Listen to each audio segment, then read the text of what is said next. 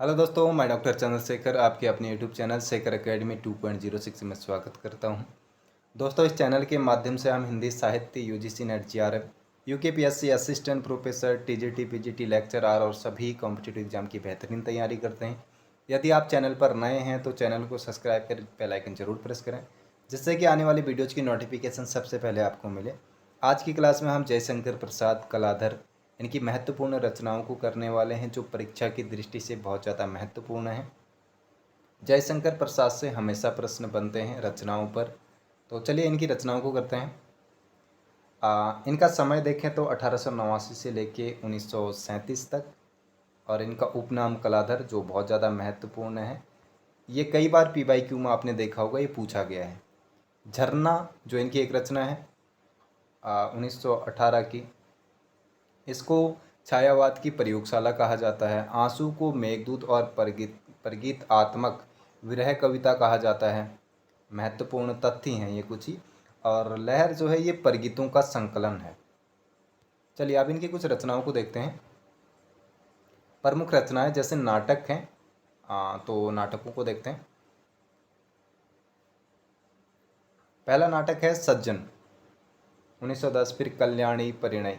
देखिए ट्रिक बनाने का ना, आप अपने हिसाब से जो ट्रिक बनाएंगे ना, उस ट्रिक से आपको हमेशा याद भी रहेगा और कोई कन्फ्यूजन भी नहीं होगा। कभी कभी क्या होता है, ट्रिक याद रहती है, फिर रचना बीच में भूल जाते हैं, फिर कवि को भूल जाते हैं कि ये किस कवि की रचना थी, तो एक कन्फ्यूजन बन जाता है। आप एक कहानी को बनाइए, जैसे मैंने याद किया था। मैंने कोई भी ऐसी कोई ट्रिक कहीं से सुनी या देखी, उसको नहीं लिया था, मैंने खुद की बना दी।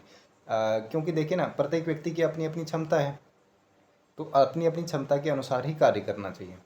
सज्जन, मैंने कहा कि भाई जो जयशंकर प्रसाद हैं वो सज्जन व्यक्ति हैं। फिर कल्याणी से उनका विवाह करा दिया। जब कल्याणी से विवाह हुआ, विवाह मतलब परिणय मतलब विवाह होता है ना, परिणय, ये इनकी एक रचना है। 1910 ही इसका प्रकाशन है। करुणालय एक अलग रचना है, ठीक है। तो फिर इनको करुणा आ गई थी, करुणा आई तो इन्होंने प्रायश्चित कर दिया। फिर इनको राजश्री मिल गया था 15 में। विशाख हुआ 21 में। अजात शत्रु, इनका इतने अच्छे थे कि इनका कोई भी शत्रु नहीं था, अजात शत्रु थे। और जन्मेजय का नाग यज्ञ इन्होंने कराया 1926 में। इनकी कामना थी कि ये स्कंदगुप्त से मिले, और फिर इन्होंने एक घूंट लगाई, एक घूंट लगाई, और उस एक घूंट के साथ ये किससे मिले, तो चंद्रगुप्त से मिले। कब मिले? 1931 में। ध्रुव सामनी से मिले 1933 में।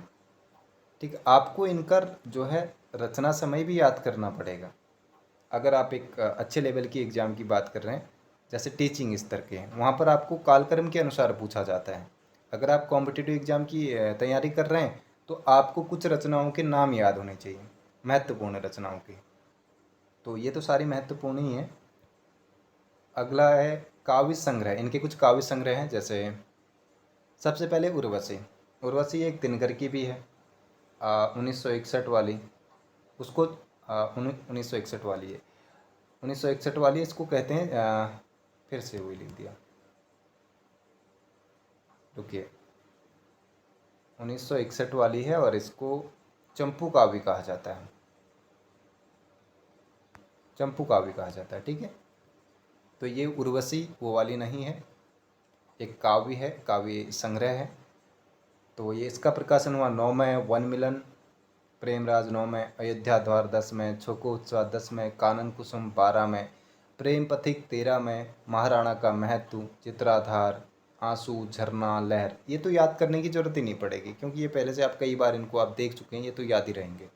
लेकिन जो रचनाएं याद नहीं हैं उनको आप एक बार देख लीजिए। जैसे चित्राधार है, ये PYQ में बहुत बार पूछा गया है कि ये किसकी रचना है। मैथिली शरण गुप्त को भी दे देता वहाँ पर। 1917 में उनकी किसान एक रचना है, ठीक है, उनकी एक किसान रचना है, वो 1917 की है, तो वहाँ पर उसको रख देता है। तो ऐसे जो है कन्फ्यूजन पैदा करने की कोशिश की जाती है। तो आपको यही देखना है कि आपको कैसे याद हो रहा है, उसी तरीके से याद करना है। कामायनी, अब कामायनी को कौन नहीं जानता है, 15 सर्ग हैं। आपको तो तथ्यों को अगर जानना है तो फिर आप ज़्यादा जिनको जिनको आप जानते हैं पहले से, जिन रचनाओं को, उनके कुछ तथ्यों को जान लीजिए। जब तथ्यों को जानेंगे तो वो रचनाएं आपको हमेशा के लिए याद रहेंगी। अब इनके कुछ कहानी संग्रह हैं, कुल 5 कहानी संग्रह हैं। तो इनमें सबसे पहले छाया है 1912 की, प्रतिध्वनि है 25 की, आकाशदीप है 28 का, आधी है 1931 की, और इंद्रजाल है। देखो, छाया है, उसकी प्रतिध्वनि पड़ी आकाश में, और आकाश में प्रतिध्वनि मतलब बादल छा जाते हैं, तो उससे क्या होता है, आंधी आ गई। और जब आंधी आई, आंधी सिर्फ एक ही भगवान ला सकते हैं, वो है इंद्र भगवान, और उनका ही ये जाल है, तो इंद्रजाल। तो ऐसे आप इनको याद कर सकते हैं। वैसे ही इनमें भी था कि जैसे उर्वशी है, मैंने तो ऐसे ही याद किया था।